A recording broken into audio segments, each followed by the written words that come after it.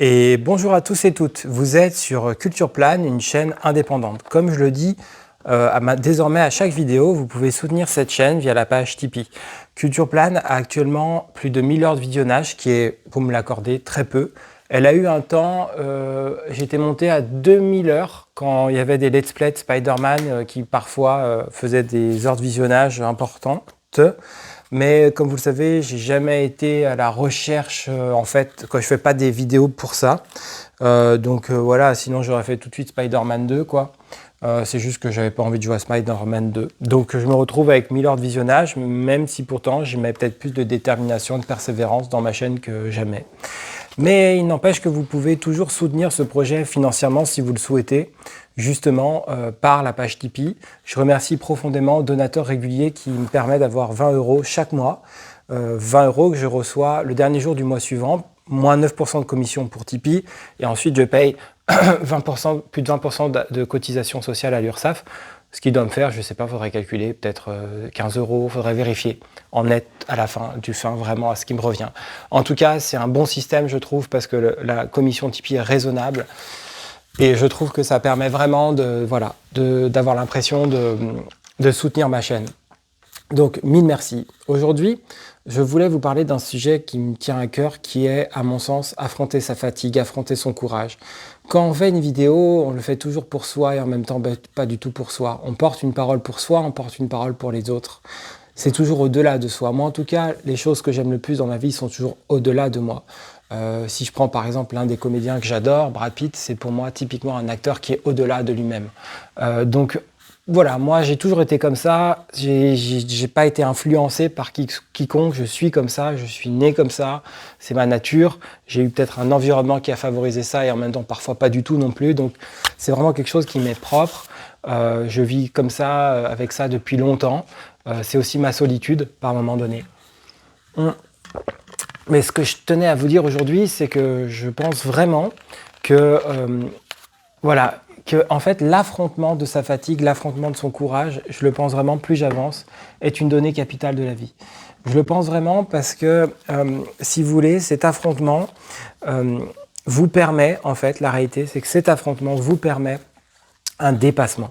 C'est-à-dire que si vous restez, en fait, dans des choses qui sont sclérosées, des choses qui sont figées, vous n'allez pas vous en sortir. Et encore plus si vous êtes neuroatypique. Si vous êtes neuroatypique, c'est-à-dire si vous êtes comme moi, par exemple, autiste, ou alors si vous êtes TDAH, ou si vous êtes dyslexique, vous aurez de toute façon des épreuves à affronter. Alors bien sûr, qu'on ne compare pas les choses. Je pense que être dyslexique, c'est pas la même chose qu'être autiste. Je dis pas que c'est l'un est pire ou quoi, mais c'est pas la même chose. Qu'on ne compare pas les choses ensemble.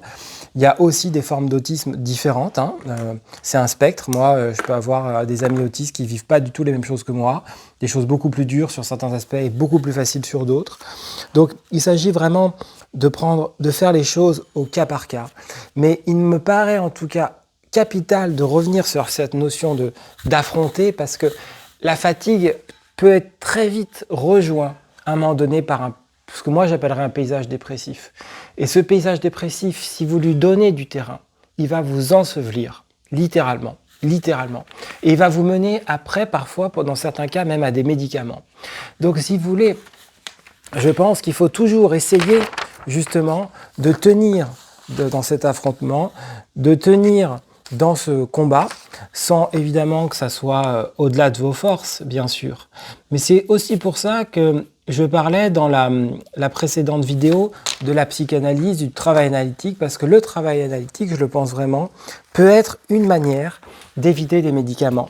C'est-à-dire que moi, à l'heure d'aujourd'hui, en fait, je prends de la mélatonine pour dormir et parfois, je peux prendre un anxiolytique, mais un anxiolytique, c'est quelque chose qui n'est pas à long terme, qui est on va dire, qui est dans de l'éphémère, en fait, vous voyez. Quelqu'un qui prend un traitement antidépresseur, voilà, on est sur une durée fixée, mais on est sur un traitement. Et moi, je pense que c'est intéressant aussi d'envisager la possibilité d'essayer de faire ça. Parce que dans certains cas, c'est parfois difficile aussi alors, attention, je ne fais pas une parole anti-médicaments, c'est pas ça que je dis. Mais je pense vraiment qu'on aurait tort de réduire l'importance qu'on peut trouver aussi en soi, en termes de courage, parce qu'il ne faut pas confondre quand on a une maladie, quand on a un cancer ou quoi. Là, il est évident, il y a des traitements complètement nécessaires.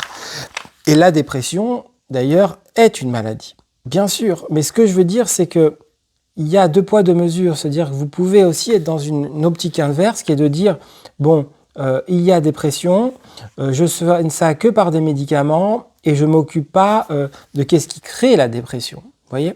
Qu'est-ce qui enclenche ça? Donc ça veut dire que je pense qu'en soi, moi en tout cas j'en suis un exemple dans ma vie, parce que j'ai traversé des choses très dures, j'ai été diagnostiqué autiste à 39 ans, et je peux vous dire que quand vous êtes un autiste de mon niveau, parce que j'ai eu un score, ce qu'on appelle ADOS, qui est élevé, hein, je veux dire, c'est net, mon autisme est net, même si personne n'avait pensé, mon autisme est net. Il n'y a aucun doute, je suis complètement autiste. Je veux dire, je n'ai pas un diagnostic de très autistique. Donc ce que je veux dire par là, c'est que je veux dire, moi, j'aurais pu en avoir des traitements. J'aurais pu en avoir. Et en fait, j'ai réussi, malgré tout, à faire sans. Et quand je vous dis que j'ai réussi à faire sans, c'est que je ne le regrette pas. C'est-à-dire que j'ai réussi, au fond, parfois aidé par ma famille aussi, mais à faire sans. Et ce que je veux dire, c'est que c'est important d'être... Moi, c'est pour ça que j'ai lu plusieurs choses. Je veux dire, je suis à la fois freudien, et en même temps, je suis Adler. C'est-à-dire que moi, j'ai réussi, personnellement, à faire le lien entre des comportementalistes et des psychanalystes. J'ai rencontré beaucoup de psychologues qui étaient entre les deux, quoi. Combat des deux. Mais en fait, la réalité, c'est que vous pouvez autant être adlérien que freudien. Vous pouvez autant trouver des choses humaines en vous, d'action, et en même temps, aller travailler des choses profondes en vous, inconscientes. Donc pour moi, cette notion, en fait, d'affrontement, de la fatigue et affronter son courage, prendre en charge son courage pour essayer de faire quelque chose, je pense que c'est quelque chose de vital, d'essentiel, et c'est ce que j'essaye aujourd'hui. J'ai décidé depuis hier de faire ça pour ma chaîne, donc ça me fait rire, mais j'ai décidé de faire ça. Je vais mettre toute mon énergie, du temps que je suis vivant, je vais mettre toute mon énergie pour ce projet, et j'ose espérer qu'à un moment donné, des gens vont découvrir mes vidéos, vont se dire mais il y a quelque chose d'unique, c'est pas possible, on va le soutenir. Voilà. Et moi, je pense que ce projet ne ressemble pas aux autres, et il a donc une valeur, puisqu'il ne ressemble pas aux autres. Il est donc complémentaire s'il ne ressemble pas aux autres. Il n'est pas sur un îlot surplombant, il est complémentaire. Quel serait l'intérêt d'avoir une chaîne qui ressemble à toutes les autres? Donc voilà, vous étiez donc sur Culture Plane, affronter sa fatigue, affronter son courage. Je vous envoie en tout cas les 1000 bonnes énergies du monde, 1001 même, et je vous dis à bientôt. Merci d'avance pour votre soutien. Et puis surtout, prenez soin de vous. Salut!